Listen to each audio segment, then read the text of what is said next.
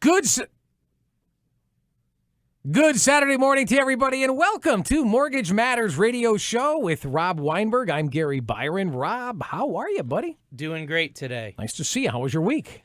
It was really good and very active. The market is just crazy right now. Yeah, I bet. Boy, last week was a great show. I'm learning so much about, how the market has just changed. It's really become, the seller's market.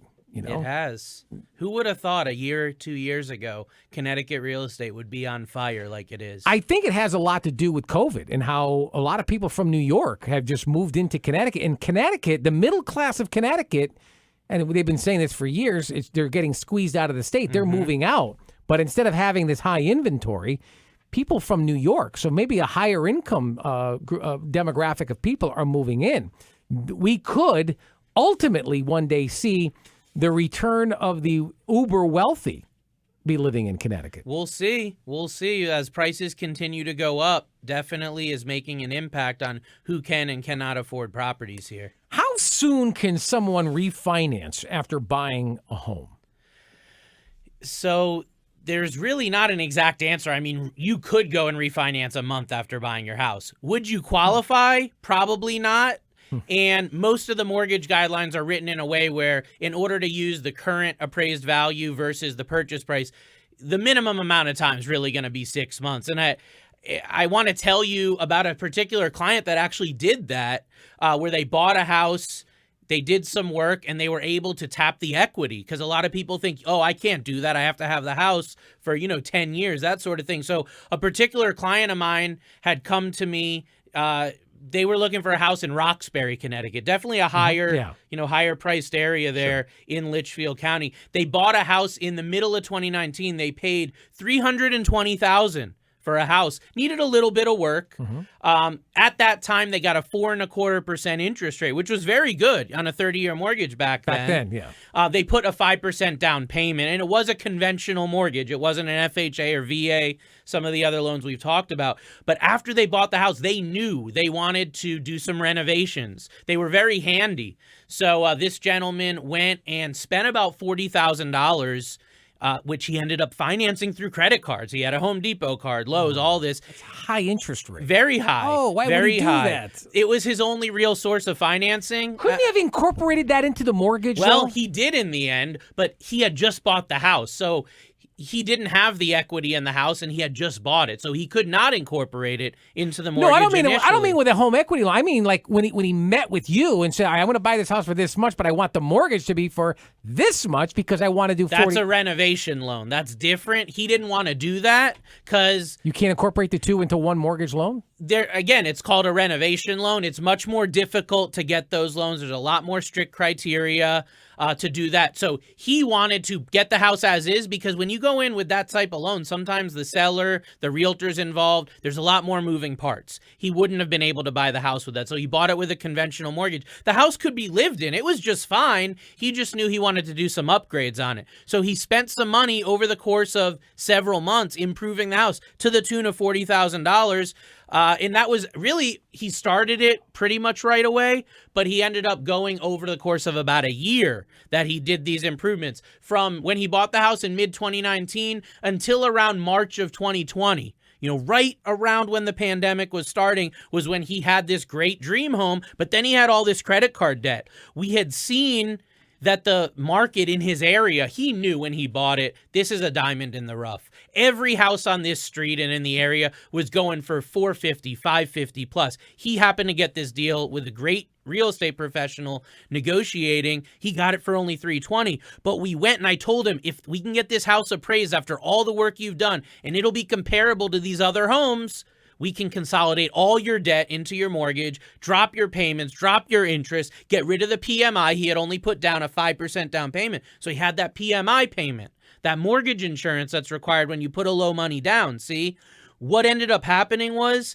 he ended up getting an appraisal on this house to refinance 9 months or so after buying the house for $500,000. Bought it for $320, put $40,000 in, appraisal for $500,000.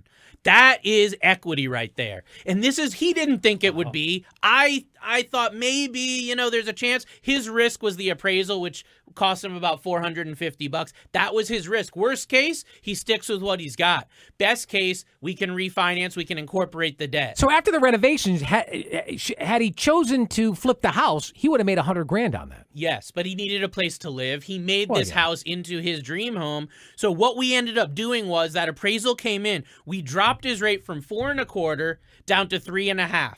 We eliminated the PMI because now he had over 20% equity in the home.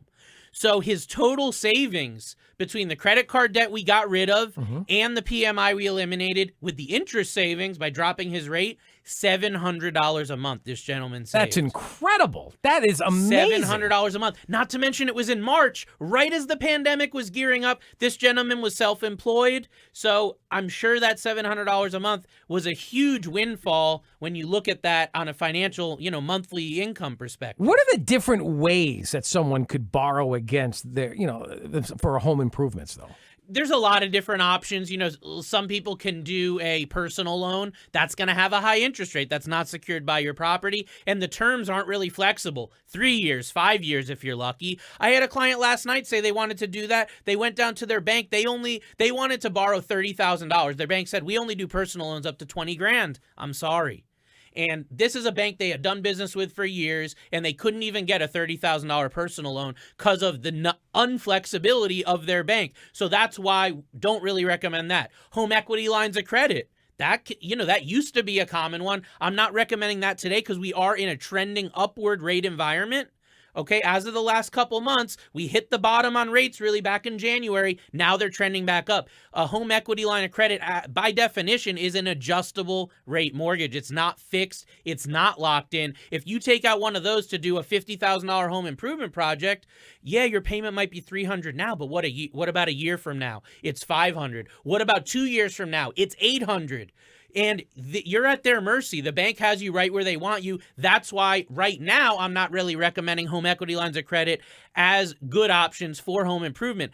The king right now of home improvement loans, if you can get it, is a cash-out refinance, a home improvement refinance where we actually pay off your current mortgage with a new mortgage for a bigger amount, and you pocket the difference, as we've discussed in previous shows. To cover the renovation. To cover the renovations. And I'll tell you about a client of mine in Suffield, Connecticut.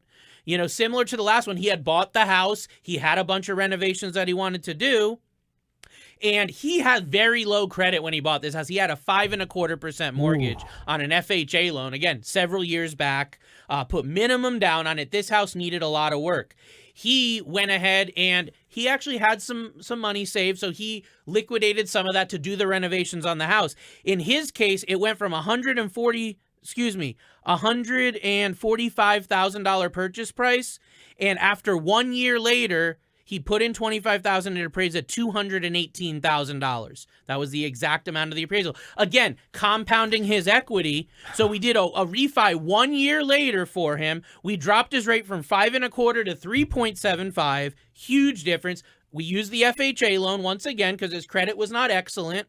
And at that point, we cashed out $28,000, which paid off all that he had done to do that property. Would he have known that he could even do this, and he even had this option had he not done business with you? He wouldn't have. We had set it up from the beginning that he said, Rob, I'm buying this house. It needs a lot of work. I'm getting a killer deal from an estate. It wasn't, they just wanted to get rid of it. He had been negotiating on this thing for a while, and he got this amazing deal knowing I'm going to have to put a bunch of money into it. But by him putting all that money into it, Gary, he liquidated all his savings. He was left with no money in savings and even a little bit of credit card debt, which is, as you're hearing, it's so common because when you're halfway into a home improvement project and you find out I need $5,000 to finish, well, what are your options? There's overruns too. You gotta swipe the credit card. That's what people do. That's in today's society, unfortunately, that's the American way. That's what people are taught. But what we did in the end is we replenished all of his savings,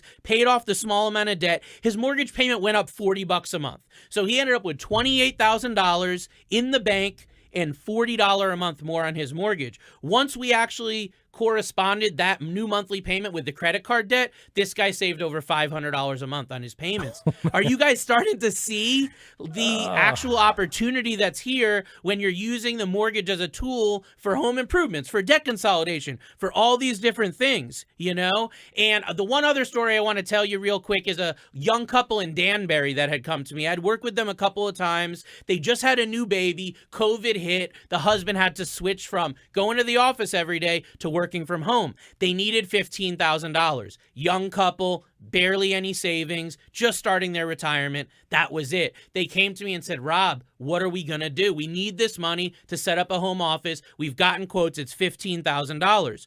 So they were at a 4.1% mortgage, 4 1/8 to be exact, from a refinance we did about 1.5 to 2 years prior to this. We brought them all the way down. This is in now mid-2020 as the rates were getting to their very historical lows, got them all the way down to the mid-3% range on a cash-out refinance. We got them $15,000, and it cost them $11 a month. Their mortgage went up $11 a month for them to get this home office that they wanted